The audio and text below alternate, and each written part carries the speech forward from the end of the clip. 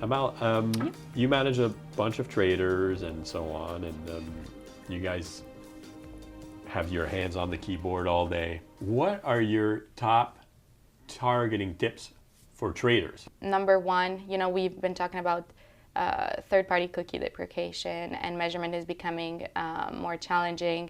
Identity and kind of like getting actionable IDs out there to target them. And I think the most important thing that traders in 2023 anyways need to understand is that even last year 47% of all IDs were not cookie based. So do not be afraid to continue doing what you're doing. So essentially the best tips for a trader is obviously analyzing your data. Always analyze, get as much data as possible, and understand the different data sets that you have access to. So, we have first-party data, whether the client's emails or, we place a pixel on the tag, so that's also first-party data.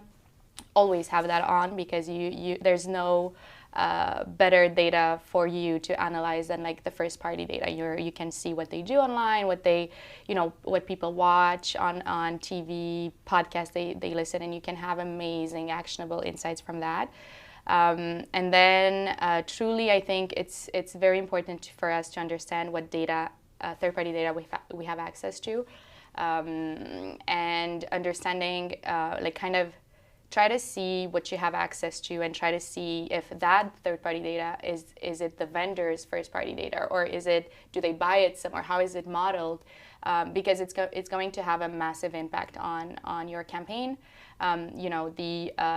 If it's third-party data the vendor purchases, for example, it's more expensive. So there's more cost, there's less money going into media. So, and also I think it's important for us to continue, as good traders, we love to learn, we love to talk to all vendors that are out there. As Kent mentioned, attention metrics is something that we're testing. Clicks is, it doesn't even work on environments such as connected TV or, in the audio space, I guess it could work, but it's just not a relevant metric anymore. And I think being up to speed and kind of always thinking also about your clients, your KPI, hey, would this work with my client? Would this data set, would it work for my specific KPI in the long run? So we talked about the fact that cookies are still relevant. We can still use them. But, by the way, there's about half of identifiers are not cookies. Yes. Already today, and people don't realize that. So we're already well into that world.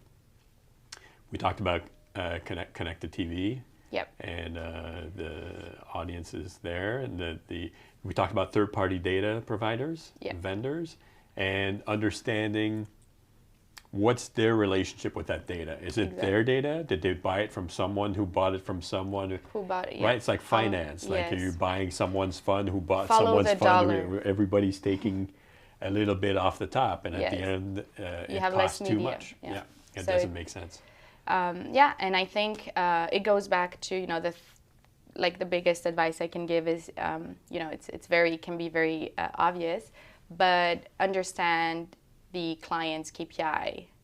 Don't be afraid to challenge your client if ever they come up with unreasonable KPIs, because that's going to kind of dictate the optimizations you do. And if you don't have a correct KPI or an achievable one, well, are you blocking everything? What are your steps here, right? So I think understand your audience, target audience, but also have that. Don't be afraid to challenge your client on the KPI if it doesn't make sense, and taking the time before launching the campaign to see, hey, is my KPI relevant? Does it work? Would it work? Yeah. Is it achievable? Don't be afraid to run numbers. We're traders. We love numbers and data and all that. Run your numbers. Be realistic about what you can achieve with the campaign, given, the budget, the flights, the targeting that the client wants to achieve. And if you think you cannot, obviously come up with a plan of, invest more, for example, in upper funnel, so that it's going to fuel your lower funnel strategies, and that's how we're going to be reaching your KPI. But don't be afraid to tell your client this is not achievable. Yeah, there's education to be done. Yes. Because a lot of the advertisers we see enter the programmatic space Yes. come from Google ads and Facebook ads. Yes. And they're used to bottom of funnel KPIs. Yes. Right? They're used Yes. to measuring like hard last click return on ad spend, or hard CPA based on, again, last click, or maybe some attribution model. But a lot of them are very oriented to bottom of funnel metrics. And they use those metrics for top of funnel campaigns, their awareness campaigns. Yes. And that's often where things break down. Like when they don't understand, what they're trying to do, right, is to reach more people and to create awareness for their company. The KPIs attached to that can't be a hard CPA for this specific investment, because that investment is going to influence things towards the bottom of the funnel, of course. But having a more holistic approach, probably. Exactly, and kind of, ensuring that your client understands that, and don't be afraid to have hard conversations, if I can say, with the client, because at the end of the day, managing expectations, it's towards the client's best interest, and we have the client's best interest at heart at all times, not only at Klever but traders in general.